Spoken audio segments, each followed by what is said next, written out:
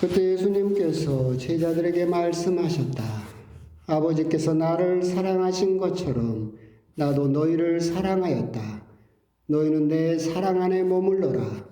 내가 내 아버지의 계명을 지켜 그분의 사랑 안에 머무르는 것처럼 너희도 내 계명을 지키면 내 사랑 안에 머무를 것이다. 내가 너희에게 이 말을 한 이유는 내 기쁨이 너희 안에 있고 또 너희의 기쁨이 충만하게 하려는 것이다. 이것이 나의 계명이다. 내가 너희를 사랑한 것처럼 너희도 서로 사랑하여라. 친구들을 위하여 목숨을 내놓는 것보다 더 큰 사랑은 없다. 내가 너희에게 명령하는 것을 실천하면 너희는 나의 친구가 된다. 나는 너희를 더 이상 종이라고 부르지 않는다. 종은 주인이 하는 일을 모르기 때문이다. 나는 너희를 친구라고 불렀다. 내가 내 아버지에게서 들은 것을 너희에게 모두 알려주었기 때문이다. 너희가 나를 뽑은 것이 아니라 내가 너희를 뽑아 세웠다. 너희가 가서 열매를 맺어 너희 그 열매가 언제나 남아있게 하려는 것이다. 그리하여 너희가 내 이름으로 아버지께 청하는 것을 그분께서 너희에게 주시게 하려는 것이다. 내가 너희에게 명령하는 것은 이것이다. 서로 사랑하라. 주님의 말씀입니다. 주님 참여합니다.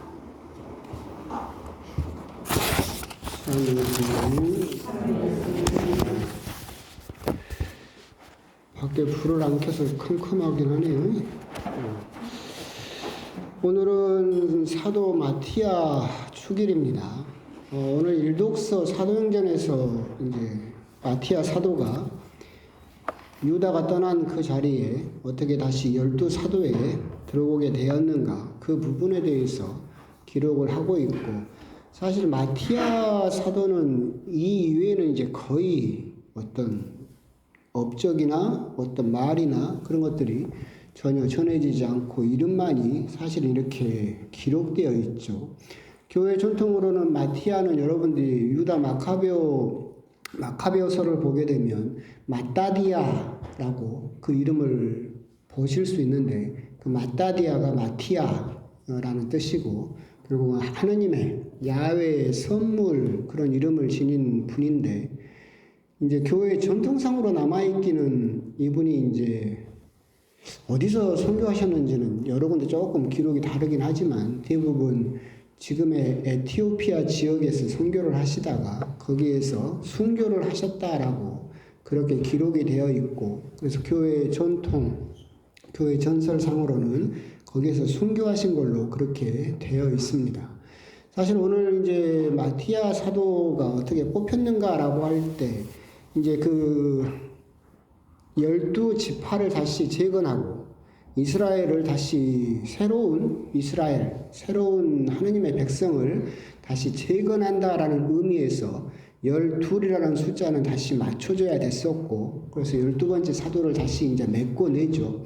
그러면서 사도들이 될 수 있는 그 자격이 나옵니다.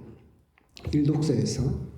어떤 사람이 사도가 될 수 있느냐라고 한다면 예수님의 공생할 때부터 함께 시작을 해서 예수님 승천 때까지 그것을 쭉 지켜본 사람, 예수님이 공생할 때부터 시작해서 그분의 가르침을 다 듣고, 그리고 그분의 순환, 그분의 부활, 그분의 승천까지 다 경험한 사람이 사도의 자격이 될 수 있고, 그러니까 사도로 뽑힐 수 있는 사람이 되고, 이렇게 뽑힌 사람이 해야 되는 역할은 부활의 증인이 되어야 된다. 그러니까 예수님께서 부활하셨다라고 하는 것을 드러내는 사람이 사도이며 그 역할을 해야 된다. 즉 그것은 결국 우리 역시도 사도가 될 수 있다라는 것이죠. 우리들은 물론 예수님의 공생활부터 그런 이야기가 아니라 우리 역시 부활의 증인이 될 수 있다.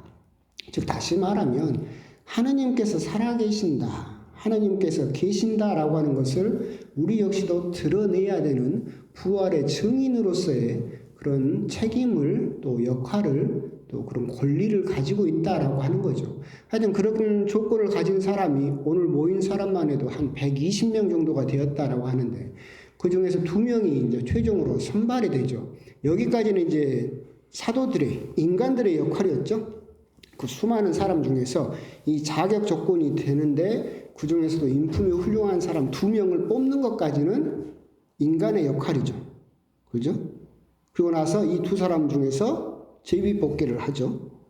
한 명은 여러분도 아는 바르나바 사도입니다.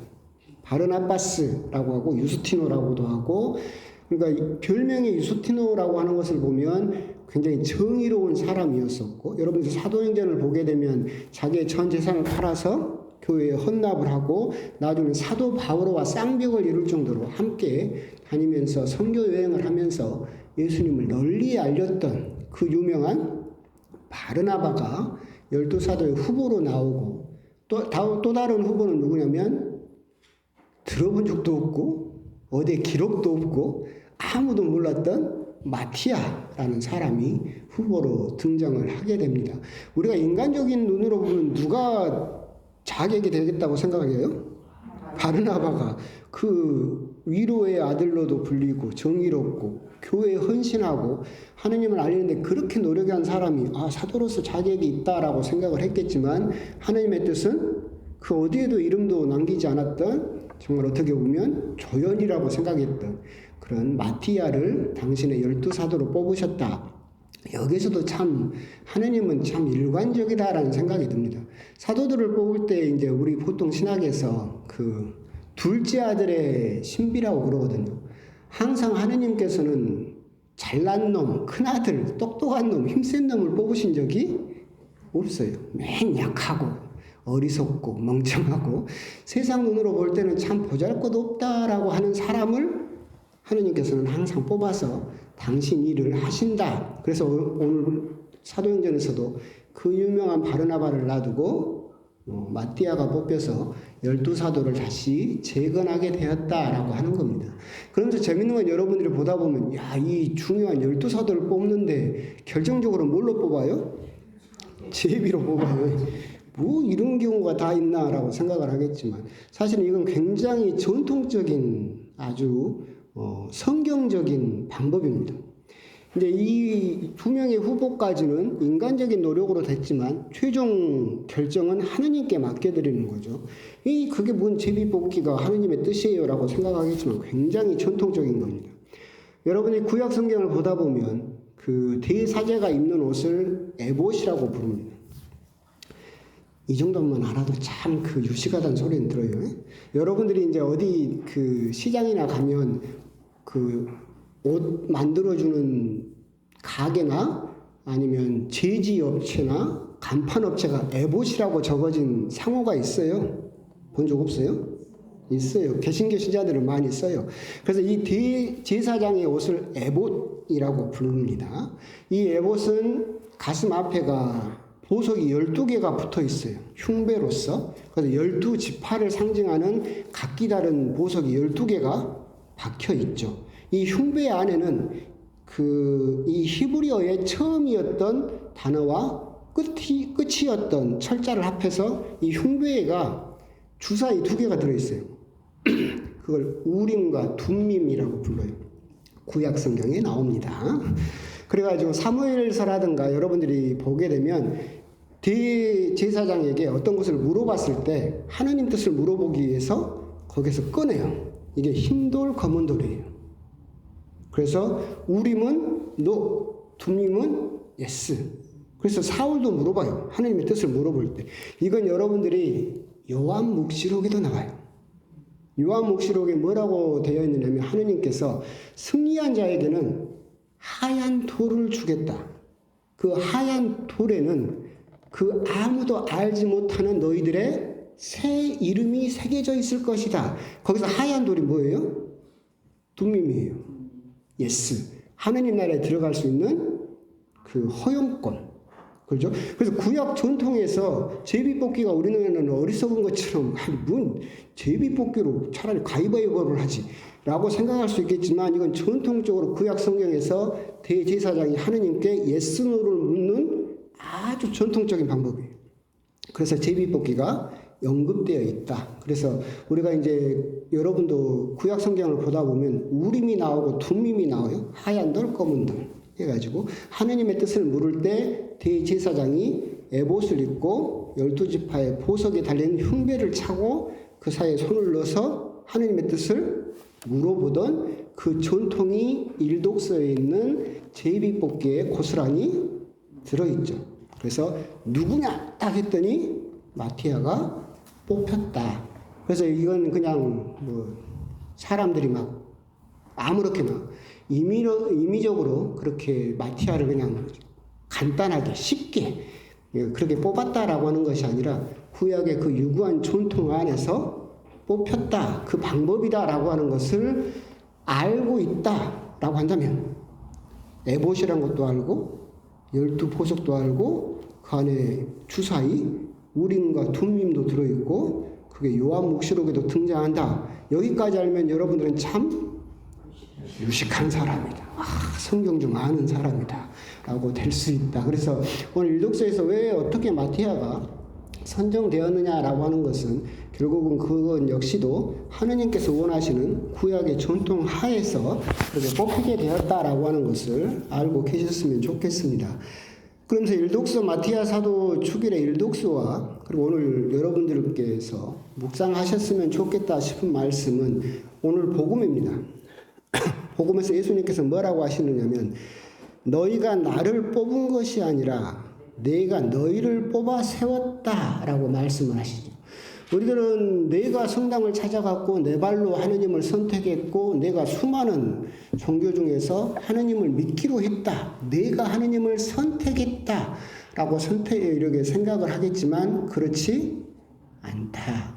이미 하느님께서는 너희들이 태어날 때부터 너희들을 이미 뽑았다라고 구약 성경에서도 이야기가 되고 있고 예수님께서도 이야기를 하고 계시죠. 너희들이 나를 하느님을 뽑은 것이 아니라 내가 너희들을 뽑았다. 자기가 하느님을 뽑았다. 내가 예수님을 선택했다라고 생각한 대표적인 사람이 누구예요? 오늘 일독서에 나오는 유다죠. 유다는 자기가 예수님을 선택했다고 생각을 했어요. 그렇잖아요.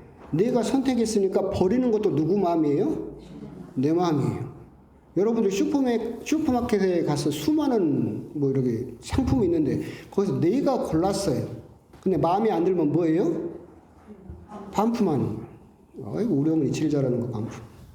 그리고 환불을 받죠. 내가 선택했으니까 내가 처분할 수 있다라고 생각을 하는 거죠. 그렇게 내가 예수님을 선택했고 내가 하느님을 선택했다라고 생각하는 사람이 유다였다. 근데 우리도 신앙생활을 하다 보면 수많은 사람들이 그렇게 생각을 해요. 내가 선택했고 내가 믿기로 했다. 내 발로 갔다. 그렇기 때문에 안 믿는 것도 누구 마음이다? 내 마음이다. 그렇게 신앙을 받아들이는 경우가 참 많다. 하지만 오늘 복음에서 예수님께서 마티아 사도를 비롯해서 수많은 우리들에게 하시는 말씀은 너희가 나를 뽑은 것이 아니다. 너희들은 네가 선택했다라고 생각을 하지만 이미 하느님이 너희들을 뽑아 세웠다라고 하는 것을 우리들은 기억할 필요가 있겠다라고 하는 겁니다. 기도 부분에서 제가 옛날에 한번 말씀을 드린 적이 있죠. 기도도 그렇고 신앙도 비슷한 것 같아요. 우리가 주도권을 가지고 내가 주도를 한다라고 생각을 하지만 사실은 돌이켜 보게 되면 결국 하느님의 뜻으로 이루어진다라고 하는 거죠. 신앙이라고 하는 것, 믿음이라고 하는 것은 나의 주도권을 포기하고 하느님의 주도권을 인정하는 것. 그게 믿음이고 신앙인 겁니다. 내가 선택했고 내가 결정했다라고 한다면 그 믿음은 나를 믿는 거죠. 하느님을 믿는 것은 아니죠. 옛날에 말씀드린 대로 어떤 사람이 돛담배에 타고 있어요. 그래서 돛담배는 저기 섬에 있는 나무에 연결되어 있어요. 이 사람이 생각을 하는 거예요. 저 섬을 끌어다가 내 앞으로 가져다 놓으면 내가 살 수 있겠다. 그래서 섬에 연결된 그 돛담배 밧줄을 열심히 당겨요. 그럼 섬이 와요. 섬이 쑥쑥 내 앞으로 오잖아. 우와, 내가 드디어 섬을 움직일 수 있다 해서 섬에 올라가서 살았어요. 누가 움직였어요? 배가 움직였지. 신앙은 그런 거예요. 내가 하느님을 움직일 수 있다고 열심히 기도를 하고 열심히 당기면 섬이 되쳐나? 와요. 움직이는 것처럼 보이지. 근데 결국은 누가 결국은 움직였냐면 내가 움직인 거죠. 결국 신앙 역시도 똑같아요. 내가 선택한 것처럼 생각이 들고 내가 하느님을 뽑은 것처럼 생각이 들어서 열심히 밧줄을 당기고 있지만 사실 돌이켜놓고 보면 내가 하느님 쪽으로 끌려가고 있다라고 하는 것을 깨닫는 것, 그것이 결국 궁극적인 믿음과 신앙이지 않을까. 오늘 마티아 사도 축일에 너희가 나를 뽑은 것이 아니라 내가 너희를 뽑아 세웠다. 하느님이 이미 우리를 뽑아 세웠다. 자기가 선택했고 자기가 뽑았다고 생각을 했기 때문에 배신했던 유다와 그걸 포기하고 하느님께 끌려가기로 마음 먹었던, 주도권을 놓았던 다른 사도들의 그 모습을 보면서 나 역시도 간혹 신학생활을 하면서 그 주도권을 다시 내가 되찾아오려고 내가 선택했고 내가 다니기로 했으니까 내 마음대로 해도 된다라는 생각을 하실 수도 있는데 그런 생각은 신앙이라고 할 수가 없다라고 하는 점, 그런 점을 한번 오늘 마티아 사도 축일에 곰곰이 또 묵상을 해 보셨으면 좋겠습니다. 아멘.